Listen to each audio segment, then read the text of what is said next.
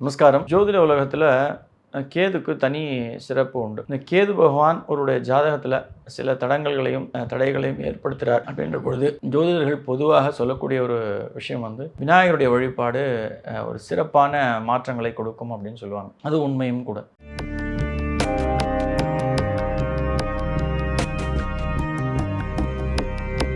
ரகசிய உண்மை நேயர்கள் அனைவருக்கும் என்னுடைய அன்பான வணக்கங்கள், வாழ்த்துக்கள். அடியார்கள் வாழ, ரங்கன் நகர் வாழ, ஸ்ரகோப்பந்தன் தமிழ் நூல் வாழ, கடல் சூழ்ந்த மண்ணுலகம் வாழ, மணவாள மாமுனியே இன்னும் ஒரு நூற்றாண்டு வாழி. கேது பகவான் ஞானத்தை கொடுக்கக்கூடியவர், ராகு பகவான் போகத்தை கொடுக்கக்கூடியவர்.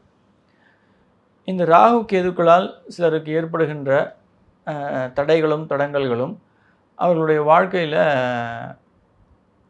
ஒரு நீண்ட ஒரு தடங்களும் கொடுக்கக்கூடிய எந்த ஒரு காரியங்கள் எடுத்தாலும் அவங்களுக்கு டிலே ஆகிறது அப்படின்றது ஒரு பொதுவான ஒரு விஷயமா இருக்கும். அது கல்யாணமாக இருக்கட்டும், குழந்தை பேராக இருக்கட்டும், படிப்பு, கை நிறைய சம்பளம் உள்ள ஒரு வேலை, இவை விஷயங்கள் எல்லாமே தடைகளாக இருக்குது, தடங்கல்கள் இருக்குது அப்படின்னும் பொழுது அவர்கள் நிச்சயமாக இந்த விஷயங்களில் எந்த ஒரு தங்கு தடையின்றி எல்லா தடைகளையும் பொடி பொடியாக உடைக்க வேண்டும் என்று அவர்கள் நினைக்கும் பொழுது, வெற்றிகளை குவிக்க வேண்டும் என்று அவர்கள் எதிர்பார்க்கும் பொழுது அவர்கள் தரிசிக்க வேண்டிய ஒரு முக்கியமான கோயில் தூமகேது விநாயகர். இந்த தூமகேது விநாயகர் ரொம்ப கம்மியான எண்ணிக்கையிலேயே இருக்கக்கூடிய ஒரு கோயில். இந்த சென்னை மாநகரத்தில் நம்ம திருநீர்மலையில் அந்த கோயிலுக்கு, நம்ம நீலவண்ண பெருமாள் கோயிலுக்கு புஷ்கரணியில் அருகாமையிலேயே ஒரு பெரிய அரச மரம் உண்டு. அந்த அரச மரம் கீழே இருக்கக்கூடிய விநாயகர் தூமகேது விநாயகர் தான். இது ரொம்ப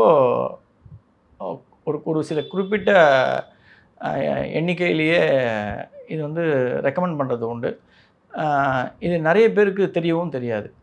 இந்த கோயில் பல அற்புதங்களையும் அதிசயங்களையும் நடத்திய ஒரு சிறப்பு வாய்ந்த கோயில் தூமகேது விநாயகர். ரொம்ப அவருடைய கீர்த்தி ரொம்ப சின்னதாக இருக்கும். ஆனால் அவர் செய்கின்ற காரியங்கள் எல்லாமே பெரிய விஷயங்கள்.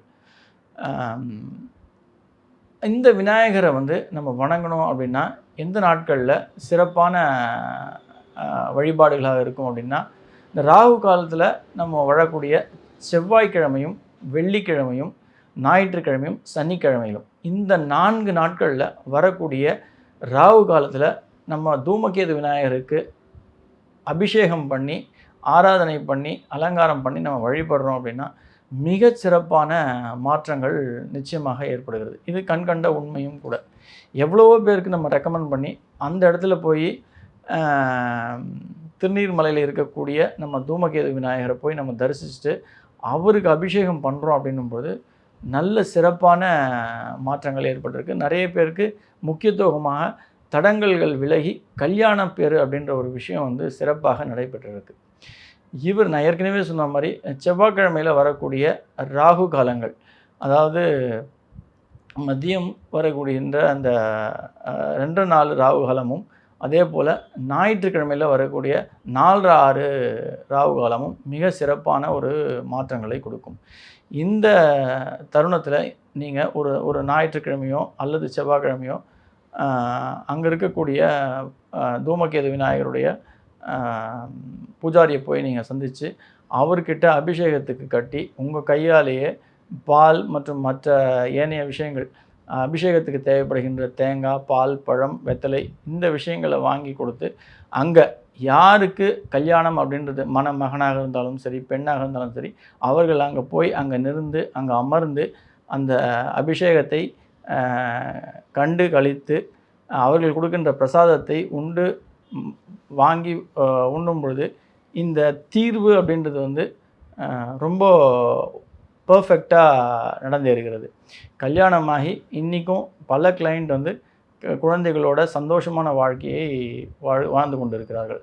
ஆகையால் கல்யாணம் அப்படின்ற ஒன்று தடையாக இருக்கிறது,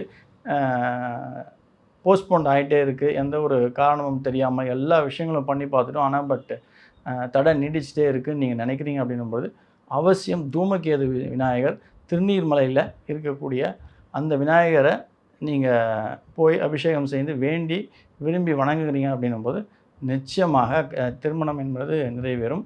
இதை நீங்கள் ஒரு வாட்டி நான் ஏற்கனவே சொன்ன மாதிரி சனிக்கிழமையிலையோ அல்லது ஞாயிற்றுக்கிழமை, செவ்வாய்க்கிழமை இந்த நாட்களில் போய் நீங்கள் அபிஷேகம் பண்ணி மாற்றங்களை உணர்ந்து பாருங்கள். நன்றி. ஆழ்வார் ஆச்சாரியன் எம்பெருமானார் ஜியர் திருடர்களே சரணம். ஆண்டாள் பி சொக்கலிங்கம் திருடர்களே சரணம் சரணம்.